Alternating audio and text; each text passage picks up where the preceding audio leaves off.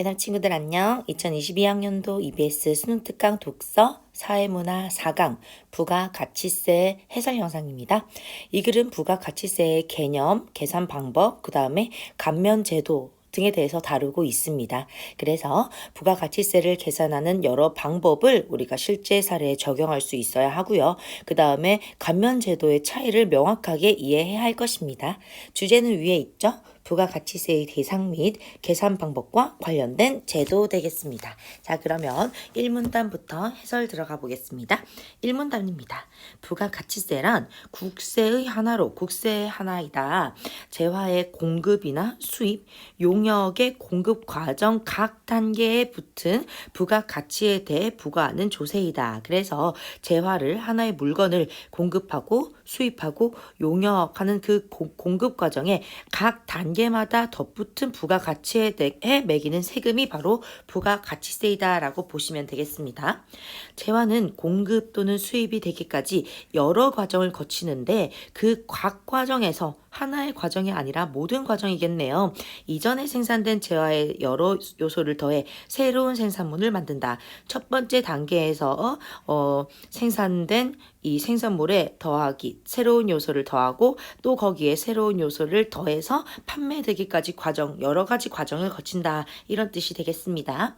이렇게 새롭게 만들어진 생산물의 가치에서 이전에 생산된 재화의 가치를 뺀 부분이죠. 새롭게 만들어진 생산물의 가치에서 이전 가치를 차감한 부분이 바로 부가가치이며 이 부가가치는 임금, 이자, 지대, 땅 사용료죠. 이윤 등으로 구성될 수 있다.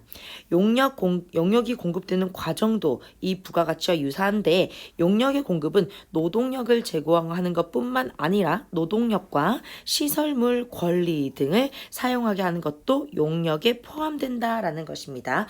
뒤에 문제 풀 때 중요한 부분이니까 체크해 두세요. 이러한 거래에서 세법상 납세 의무자는 부가가치세를 내야 하는 사람은 사업자이지만 결과적으로 이 부가가치세를 부담하는 자는 최종 소비자이므로 내기는 사업자가 부가가치세를 내야 되는데 결과적으로 내는 거는 최종 소비자이다. 부가가치가 소비자에게 전이된다라고 보시면 되겠죠. 부가가치는 납세 의무자인 사업자, 조세 부담자인 최종 소비자, 다르다라는 뜻이겠습니다. 또한 부가가치세는 납세 의무자의 주소지나 소득과 관계없이 사업자가 어디 사는지 얼마를 버는지와 관계없이 부가가치의 창출 장소인 사업장을 기준으로 정해진 세율에 따라 부과된다라는 것이었습니다. 그래서 이 사업자가 좋은 집에 살던 나쁜 집에 살던 그거에 따라 세금을 매기는 것이 아니라 그 물건을 만드는 사업장을 기준으로 정해진 세율에 따라서 부과된다라는 것입니다. 여러분 됐나요? 1문단에서는 부가가치의 정의와 과세 대상에 대해서 설명을 하고 있는 부분이었습니다. 자, 그러면 2문단으로 한번 넘어가 보겠습니다. 부가가치를 계산하는 방법은 크게 가산법과 공제법으로 나뉜다. 부가가치의 계산 방법입니다. 첫 번째 가산법은 일정 기간 동안 발생한 부가가치를 구성하는 요소들의 값을 모두 더하고 부가가치를 구성하는 요소 앞에서 보셨죠 여러분? 뭐 임금, 이자, 지대, 이윤 이런 것들을 모두 더하고 그 더한 값의 세율을 곱하는 방법을 바로 가산법이라고 한다라고 되어 있네요. 예를 들어서 예시가 중요합니다. 앞에서 가산법의 이 방법과 정의를 몰라도 뒤에 예시를 보면 좀 쉽게 이해할 수 있죠. 우리가 모의고사 풀 때 팁이었어요. 예시를 잘 보기. 예를 들어서 10만 원짜리 재료를 사서 가공하여 팔 때 재료가 10만 원인데요. 자, 이것을 가공하여 팔아야 합니다. 판매할 때까지 투입된 인건비, 이자, 이윤 등을 모두 합한 값이 3만 원이라고 한다면 이 3만 원의 세율을 곱해서 세금을 산정하는 것이다. 10만 원짜리 재료를 샀어요. 이거는 재료비이고 여기에 일정 기간 동안 발생한 부가가치를 구성하는 요소들 이거는 이전에 생산된 재화의 가치가 아니죠 여러분. 이전에 생산된 재화의 가치죠.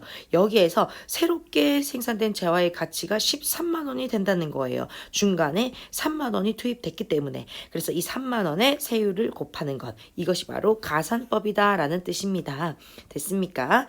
자, 그래서 이 방법은 언뜻 보기에는 부가가치에 해당하는 요소들을 모두 더한 뒤 세율을 곱하면 세금 계산이 끝나므로 굉장히 간편해 보일 수도 있다. 3만 원의 세금만 곱하면 되니까 간편해 보이지만 하지만 정확한 계산을 위해서 사업자가 부가가치를 구성하는 각 요소들을 모두 관리해야 되고, 그렇죠. 들어간 인건비, 이자, 이윤, 지대 이런 것들을 사업자가 모두 관리해야 됩니다. 관리할 게 너무 많아요. 그 다음 국가가 모든 요소를 파악하여 세금을 부과하기 힘들기 때문에 하나하나 다 들어갔는지 파악 다 해야 되고, 국가가 이거 하나하나 다 따져봐야 된다는 거죠. 그래서 사용하기 너무 힘들겠네요.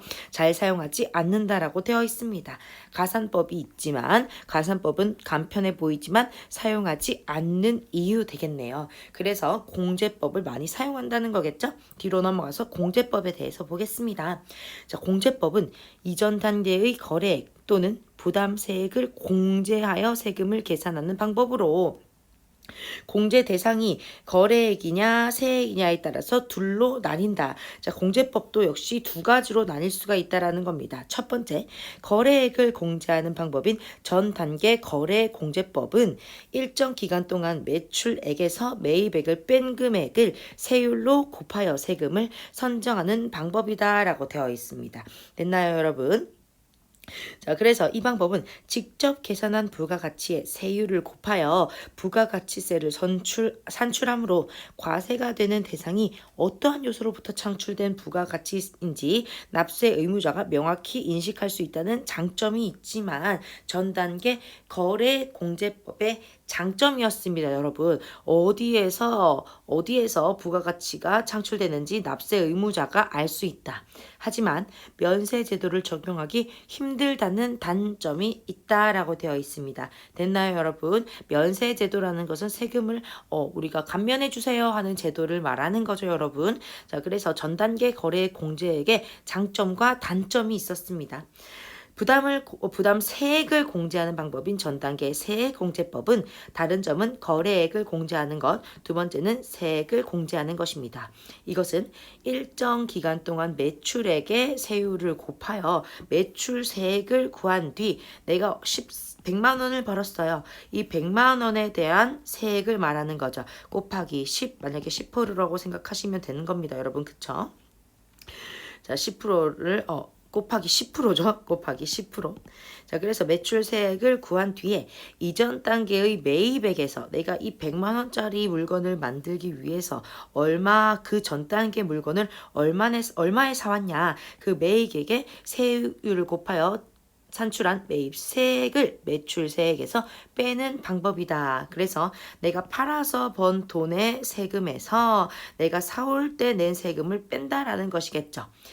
자, 그래서 이전 단계 빼는 방법이다. 얼핏 보면 전 단계 거래 공제법과 전 단계 세액 공제법은 비슷한 거 아니에요? 라고 보이지만 큰 차이점이 있다라는 겁니다. 자, 그러면 전 단계 거래 공제법과 전 단계 세액 공제법이 방금까지는 비슷해 보였지만 어떤 차이가 있는지 중요한 것이겠죠?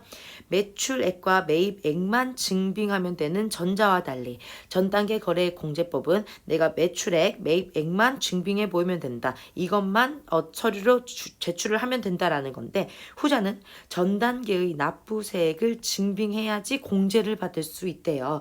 그래서 이게 무슨 뜻인가? 이 전 단계, 내가 앞 단계에서 사온 물건이 세금을 냈냐라는 것을 증빙받아야지 나 또한 공제를 받을 수 있다라는 것입니다. 그래서 전 단계 세액 공제법은 매입 세금 계산서의 발행이 필수적이기 때문에 매입 세금 계산서, 그래서 사업자 간의 상호 견제를 통해 탈세를 예방할 수 있다. 장점 1번 되겠네요. 전 단계 세액 공제법의 장점 1번입니다. 앞에 사업자가 세금을 내야지만 그것을 내가 다시 공제를 받을 수 있기 때문에 앞에 있는 사업자도 세금을 냈는지 내가 다 뒤에 있는 사업자가 감시할 수 있어요. 그래서 상호 견제를 통해 탈세를 예방할 수 있다. 장점 1번이었고요. 다음, 국가가 사업자들의 거래 현황을 파악하기에 용이하다. 2번. 3번은 특정 품목에 대해 부가가치를 면제해주기 수월하며, 그렇죠. 여기에서 얼마, 여기에서 얼마, 여기에서 얼마 나왔는지 다 증빙이 되니까. 네 번째, 사업자가 부가가치 계산을 위해서 부가가치를 구성하는 요소들을 개별적으로 관리하지 않아도 된다라는 장점이 있다. 그렇죠. 앞에서 다 부가가치를 계산을 하고 그 계산한 것의 증빙 서류를 받기 때문에 사업자가 하나하나에 대해서 관리를 하지 않아도 된다라는 장점이 있습니다. 때문에 우리나라에서는 바로 이 전 단계 세액공제법을 택하고 있다. 됐나요? 그러면 예시 한번 보겠습니다. 또 예를 들어서 전 단계 세액공제법과 10%의 부가가치세율을 작용하는 나라의 갑, 을, 병 각각 나무공장, 갑은 나무 가공 공장, 을은 가구 조립 공장, 병은 판매 매장을 운영하고 있다고 하자. 갑은 을에게, 을은 병에게, 병은 소비자에게 각 매출에 매출 세액에 더한 가격인 매출 세액을 더한 가격이에요, 여러분. 110만 원, 220만 원, 330만 원의 재화를 판매합니다. 이 경우 최종적으로 30만 원의 부가가치세를 소비자가 부담하게 되고 이 30만 원은 갑, 을, 병이 납부해야 할 부가가치세를 모두 합한 값이다라고 되어 있습니다. 자, 다시 앞부분으로 넘어오셔서요. 갑이 나무를 가공합니다. 제일 첫 번째로 나무 가공을 하는데 자, 판매가가 100만 원이 들어요, 사실. 을한테 100만 원을 판매해야 되는데 100만 원을 판매하려고 하니 여기에 매출세액이 붙는다는 거죠. 그래서 매출세액은 위에서 10%라고 되어 있습니다. 매출세액 10%. 내가 그러면 100만 원을 매출액으로 잡는다. 이것의 10%인 10만 원을 세금으로 내야 돼요. 그래서 이것을 어떻게 한다? 을에게 10만 원을 얹어서 110만 원에 팔아버리는 거예요. 그럼 내가 내야 되는 10만 원을 을이 대신 내주는 것이 되겠죠. 내가 110만 원에 팔았으니까. 그래서 일단 내주는 10만 원, 을이 내주는 돈으로 내는 겁니다. 그러면 갑이 내야 하는 10만 원은 을에게 전가가 됐어요. 자, 그러면 을은 110만 원에 사와서 200만 원을 병에게 팔아야 됩니다. 자, 그래서 내가 매출액이 200만 원인데 200만 원의 10%, 즉 20만 원을 세금으로 내야 된다는 겁니다. 자, 그런데 공제를 받을 수 있어요. 전 단계 세금을. 내가 앞에서 갑한테 사올 때 갑의 세금 10만 원을 대신 내주기로 하고 받아왔죠. 110만 원에. 이 10만 원을 빼줄 수가 있어요. 그래서 내가 20만 원을 내야 하지만 나 앞에서 갑 10만 원 내가 대신 내줬어 하고 10만 원을 빼고 10만 원만 낸다는 겁니다. 됐나요? 그러면 을이 내야 하는 10만 원, 이 10만 원도 엎쳐서 20만 원을 병에게 220만 원으로 판다는 겁니다. 됐나요, 여러분? 왜 20만 원이 된 것은 아시겠죠? 20만 원의 세금을 내야 하기 때문에 20만 원을 병에게 얹어서 220만 원으로 팔았고 그 20만 원 중에 10만 원은 국가로부터 공제를 받았고 내가 갑거 내줬어 하면서 사실 갑도 여기에 10만 원 더 얹혀서 팔아서 10만 원 낸 거 빵원으로 된 거죠. 그쵸? 여기서 받아서 10만 원을 낸 것이니까.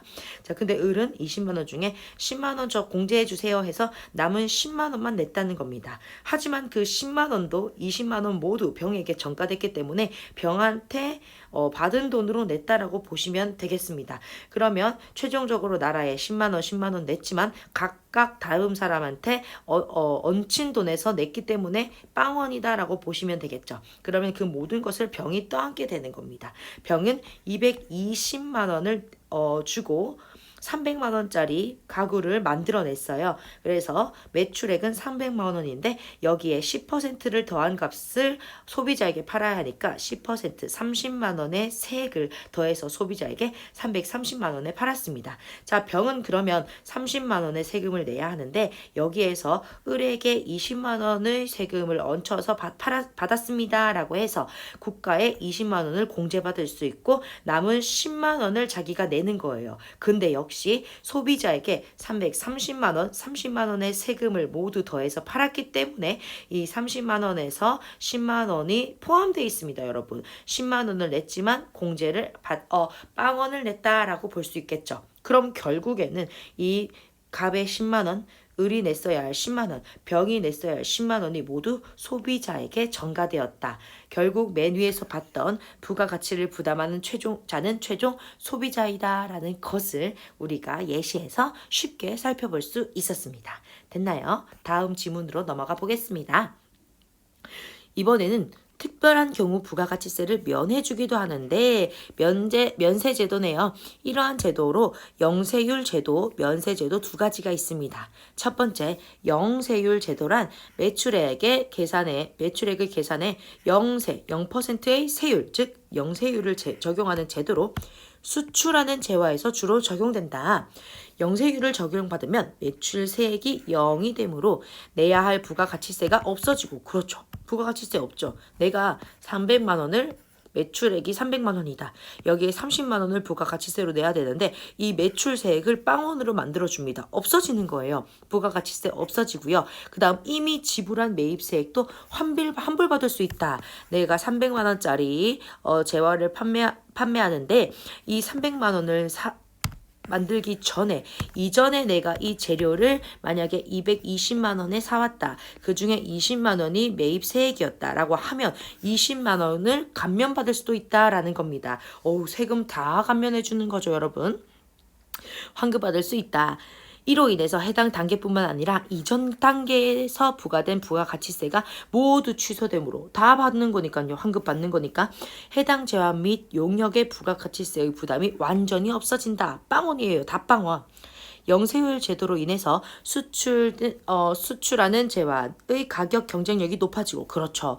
우리가 세금을 안 받으니까 그 세금 가격만큼의 마이너스 된 부분, 만약에 300만 원 중에 30만 원의 세금을 받았다면 330만 원의 가격이 돼요. 그러면 경쟁률이 낮아지겠죠. 가격이 높아졌으니까. 하지만 300만 원의 가격이 된다라고 하면 세율을 매긴 다른 물건들보다는 가격 경쟁률이 높아집니다. 그래서 국외의 소비자는 이중으로 세를 부담지지 않게 된다. 세금을 안 내도 되니까 싼 값에 물건을 살 수 있다라는 것입니다. 자, 단 부가가치세법상 신고 의무를 지닌 과세 사업자만이 영세율 제도를 적용받을 수 있어서, 그래서 영세율로 인해 낼 세금이 없어진 상황이라고 하더라도 신고 의무가 있죠. 그래서 납세 의무자인 사업자는 부가가치세를 반드시 신고를 해야 한다. 신고 의무를 지닌 과세 사업자이기 때문에 나 부가가치세 안 냈는데 라고 해도 신고는 해야 된다라는 것입니다. 두 번째 면세제도는 부가가치세의 납세 의무를 면제해주는 제도로서 주로 기초생활품에 주로 적용됩니다. 면세제도의 적용을 받는 사업자는 원칙적으로 부가가치세법상 납세 의무를 지니지 않으므로, 자, 면세제도의 사업자는 납세 의무를 지지 않습니다, 여러분. 매출세액에서 매입세액을 뺀 부가가치세는 내지만 영세율 제도와 달리 이미 지불한 매입세액은 환급받지 못한다. 이전 단계에서 내가 물건을 사올 때 냈던 부가가치세는 환급받지 못합니다. 영세율 제도랑 다르죠. 즉 소비자에게 전달되는 해당 단계의 부가가치세만 면제되고, 내가 300만 원을 매출액으로 잡았다 했을 때 30만 원이라는 부가가치, 이거는 빼줘요. 그래서 소비자는 300만 원에 살 수 있어요. 됐죠? 하지만 이것을 만들 때 200만 원의 재화에 20만 원이라는 부가가치세를 얹혀서 돈을 주고 사왔다. 그 20만 원의 부가가치세는 공제받지 못한다라는 겁니다, 여러분. 됐나요, 여러분? 자, 그래서 소비자에게 전달되는 해당 단계의 부가가치세만 면제되고 이전 단계에 적용된 부가가치세는 취소되지 않는 것이다. 따라서 매입액에 해당하는 금액은 재화나 용역의 가격에 포함되어서 소비자에게 전가된다. 됐나요? 자, 저소득층의 조세 부담률이 상대적으로 높아지는 것을 역진성이라고 하는데, 면세제도는 저소득층이 많이 사용하는 재화에 부과되는 세금을 줄여줌으로써 이러한 조세 부담의 역진성을 완화하는 기능을 한다. 소비자에게 전가되지 않도록 도와주는 것이 바로 면세제도이다라고 보시면 되겠습니다. 역진성을 완화하는 기능을 한다라는 거 체크하셔야겠죠. 영세율 제도와 면세제도의 적용을 받는 상품은 부가가치세법상으로 혜택을 받는 것이므로 다른 세금을 납부할 때는 이러한 혜택을 받지 못한다. 부가가치세만 혜택을 받는다라는 것입니다. 우리나라에서는 1977년부터 부가가치세 제도를 시행하여 상거래의 투명화와 안정적인 국가 재원 확보라는 효과를 거두고 있다. 두 가지 효과가 있네요.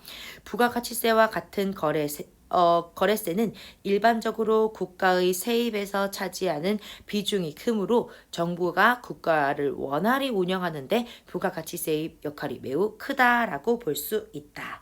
되었습니까, 여러분? 자, 지문 분석은 끝났고요. 그러면 문제 해설부터 보겠습니다. 1번입니다. 윗글에 대한 설명으로 가장 적절한 것은 1번 현재 부가가치세 개선 방법의 한계점을 지적하고 라고 했는데 여기에서 한계점 지적한 부분 없습니다. 앞으로 변화해야 할 방향을 제시한다 라고 했는데 방향을 제시하는 부분도 없죠. 정답 1번 안 되겠네요. 2번 부가가치세를 계산하는 방법을 비교하고 그렇죠. 앞에서 전 단계 거래 공제법과 전 단계 세액 공제법을 비교했습니다.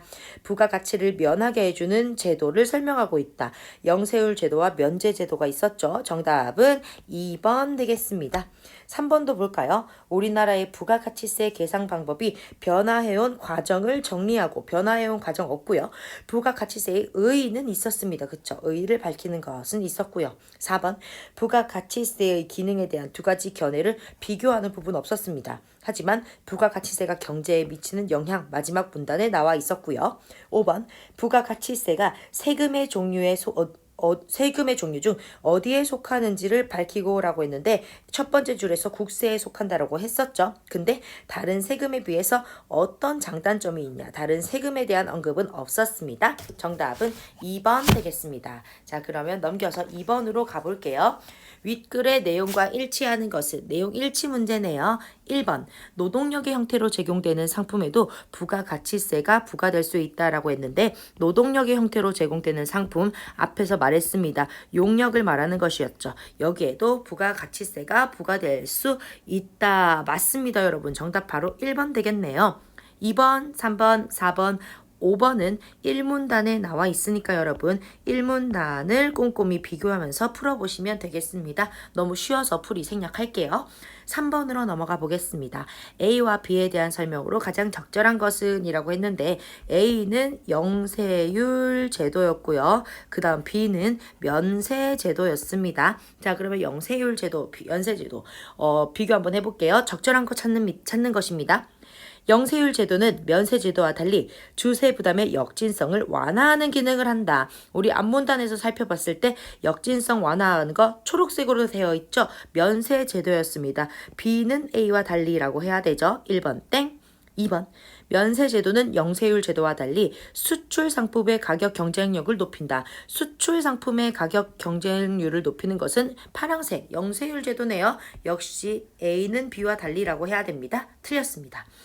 영세율에 적용을 받는 사업자는 면세 제도를 적용받는 사업자와 달리 부가가치세법상 납세 의무자이다 라고 되어 있는데 우리가 앞에서 봤을 때 마지막 줄 영세율로 인해 낼 세금이 없어진 상황이라도 납세 의무자인 사업자는 부가가치세를 신고해야 된다라고 되어 있고 면세 제도는 납세 의무를 지니지 않는다라고 되어 있네요. 정답은 3번 되겠습니다. 4번입니다.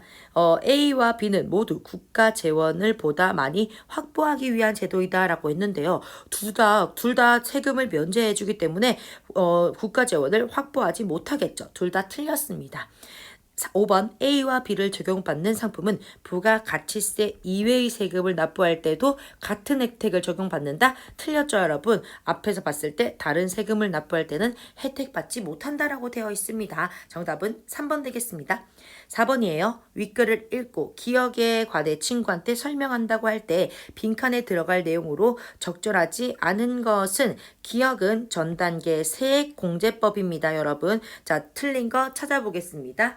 자, 보기 보시면 우리나라에서 사용하는 전단계 세액공제법은 어떤 장점이 있는지 전단계 세액공제법의 장점, 틀린 거 찾는 거죠. 앞에서 장점 4가지가 나와 있었습니다, 여러분. 자, 4가지 첫 번째 페이지에 나와 있었죠. 여기요. 1번 사업자 간의 산후 경제, 그래서 탈세 예방. 2번 국가가 사업자들의 거래 현황을 파악하기 쉽다. 3번 특정 품목에 대해 부가가치세를 면제하기 수월하고 4번 사업자가 부가가치 계산을 위해 부가가치를 구성하는 요소들을 개별적으로 관리하지 않아도 된다라는 장점이 있었습니다. 자, 그럼 이 4가지 장점이 아닌 것은 1번, 2번, 3번, 4번 순서대로 그대로 나왔죠? 정답 5번 되겠습니다. 납세 의무자가 과세가 되는 대상이 어떠한 요소로 창출된 부가가치인지 명확하게 인식할 수 있다. 자, 이거는 여러분 앞에서 봤던 건데 이것은 전단계 세액공제법이 아니라 전단계 세액 아니고 거래액이었죠. 거래액 공제법의 장점이었습니다, 여러분. 그래서 다시 한번 체크를 해보시면 되겠습니다. 5번이에요. 윗글을 참고하여 보기를 이해한 내용으로 적절하지 않은 것은 틀린 거 찾으시면 되겠네요. 보기 보겠습니다. 우리나라에서 전단계 세액공제법과 부가가치세율 10%를 적용받던 A 상품과 B 상품이 각각 영세율 제도와 면세 제도를 적용받게 되었다. A는 영세율 제도를 적용받고 B는 면세 제도를 적용받았습니다.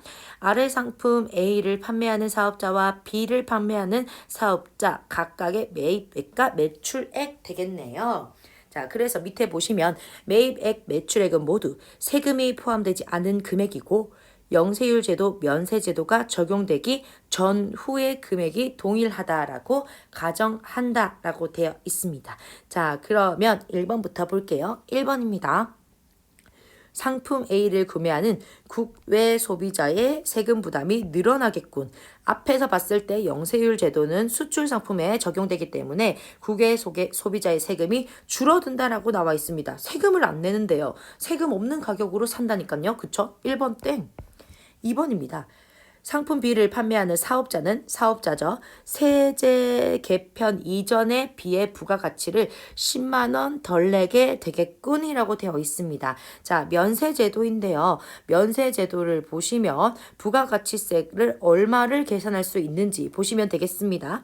자, 일단 200만 원의 매입액이에요. 그러면 200만 원의 매입액 이게 매입 세금이 포함되지 않았으니까 여기에서 10%, 20%를 더한 220만 원에 사왔을 겁니다. 그쵸? 자, 그 다음 내가 300만 원에 팔면 이 300만 원에서 플러스 30만 원의 세금을 내야 된다는 거예요. 그래서 원래 가격은 300만 원에 팔아야 되는데 면세 제도이기 때문에 이 30만 원을 공제받게 된다는 거죠. 그래서 나는 이 300만 원의 가격에 판매를 하게 된다라는 겁니다. 자, 그러면 보세요. 30만 원을 안 내는 것인데 근데 여기에서 중요한 것은 이 20만 원을 공제받지 못한다는 겁니다. 그러면 내가 30만 원은 안 냈습니다. 하지만 앞에서 20만 원을 공제 받았어야 돼요. 만약에 공제를 받았으면 20만 원을 빼서 내가 10만 원의 세금을 내게 된다는 거죠. 하지만 이것을 면제해 줄게 라고 됐으니까 최종적으로는 10만 원을 덜 내게 된다라는 것입니다. 그렇죠. 정답은 2번. 맞겠네요. 정답 2번 되겠습니다. 3번입니다. 부가가치세율이 지금보다 높아지면 한 20% 부가가치세를 낸대요. 상품 A를 판매하는 사업자가 납부해야 할 부가가치세는 늘어나겠군. 상품 A를 판매하는 사업자는 중간 단계에 있는 매입세액도 공제를 받기 때문에 부가가치세는 그대로 빵원입니다. 땡. 4번. 상품 B를 구매하는 소비자와 달리 상품 A를 구매하는 소비자는 소비자에게 부가가치세의 세금 부담이 일부 전가되겠군이라고 했는데 일부 전가되는 거는 앞에서 봤듯이 영세율 제도는 매입세액도 다 뺍니다, 여러분. 그쵸? 그래서 이거는 면세제도이다. B 상품을 구매하는 소비자이다 라고 볼 수 있습니다. 틀렸고요. 5번입니다. 상품 A를 판매하는 사업자와 상품 B를 판매하는 사업자 모두 납부한 매입세액에 해당하는 금액을 환급받을 수 있다라고 했는데 공제받을 수 있는 것은 바로 무엇이다? A만 되겠습니다. B는 안 돼요. 정답은 2번입니다.